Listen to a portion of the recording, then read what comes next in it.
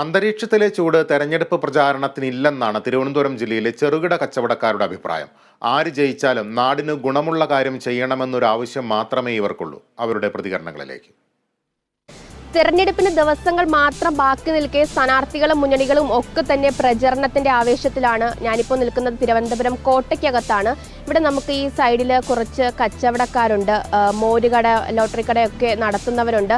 അവരോട് എങ്ങനെയാണ് ഈ തെരഞ്ഞെടുപ്പ് വിശേഷങ്ങളൊക്കെ ചോദിക്കുക. അതിനു മുമ്പ് ഞാൻ ഈ നിൽക്കുന്നത് മോരുകടയുടെ ഫ്രണ്ടിലാണ്. അതുകൊണ്ട് തന്നെ ഒരു മോര് കുടിച്ചോണ്ട് തുടങ്ങാം. ചേട്ടാ, എനിക്കൊരു മോര് തരാമോ?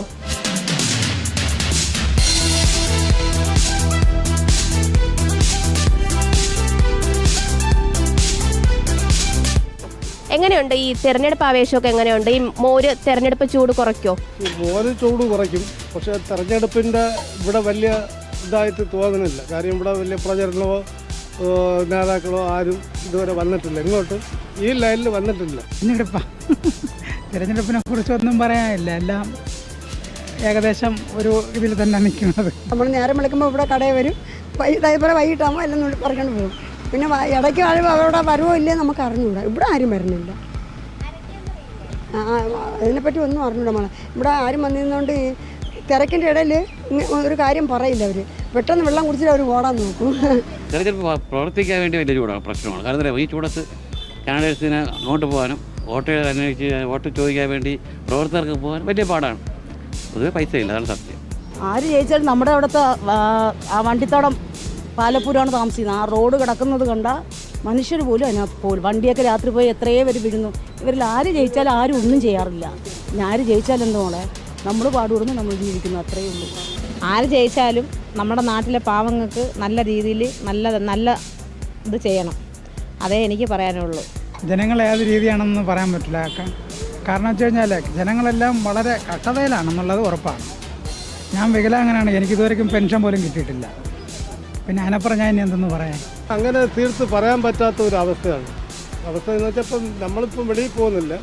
ഇപ്പോൾ ഓരോരുത്തരും ഓരോരു കാര്യങ്ങൾ പറയുന്നുണ്ട്.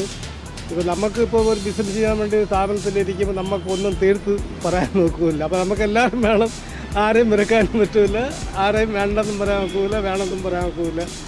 അവർ ഓരോ വീട്ടിലും പോയി അവരുടെ ആ വീട്ടിലെ കഷ്ടങ്ങൾ എന്തെന്ന് അറിയണം, അറിഞ്ഞ് അവർക്ക് നല്ല രീതിയിൽ ചെയ്യണം. അത് നേട്ടങ്ങൾ കൊടുക്കുന്ന അത്രയും പണക്കാർക്കാണ്, നേട്ടങ്ങളില്ലാതെ പോകുന്നതെല്ലാം പാവങ്ങൾക്കുമാണ്. നമ്മളെപ്പോലെ പാവങ്ങൾ എന്നും പാവങ്ങളായിട്ട് തന്നെ ജീവിക്കും. ആര് ജയിച്ചാലും നാടിൻ്റെ ഗതി ഇതാണ്, പാവങ്ങളുടെ ഗതി ഇതാണ്. ആര് ജയിച്ചാലും പാവങ്ങൾക്ക് വേണ്ടി നല്ലത് ചെയ്യുക, പാവങ്ങളുടെ വോട്ട് വാങ്ങിച്ചാണ് ജീവിക്കുന്നത്.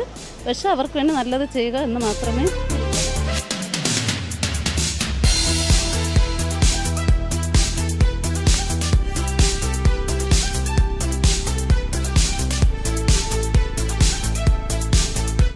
മോരിന് നല്ല തണുപ്പുണ്ട്. ഏകദേശം ഈ പ്രദേശത്തൊക്കെ പ്രചരണവും ഇതുപോലെ ഒരു തണുത്ത അവസ്ഥയിലാണെന്നാണ് ഇവിടെ വരുമ്പോൾ നമുക്ക് അറിയാൻ സാധിക്കുന്നത്. എന്തായാലും മുന്നണികളും സ്ഥാനാർത്ഥികളും ഒക്കെ തന്നെ വളരെ വലിയ ആവേശത്തിലാണ്, വിജയിക്കുമെന്ന പ്രതീക്ഷയിലാണ് മൂന്ന് സ്ഥാനാർത്ഥികളും എല്ലാ മണ്ഡലങ്ങളിലും മുന്നോട്ട് പോകുന്നത്. എന്തായാലും നമുക്ക് കണ്ടു തന്നെ അറിയാം. ക്യാമറമാൻ ഷാൻ ജെയ്സിനൊപ്പം സൂര്യഗായത്രി, കേരള വിഷൻ ന്യൂസ്.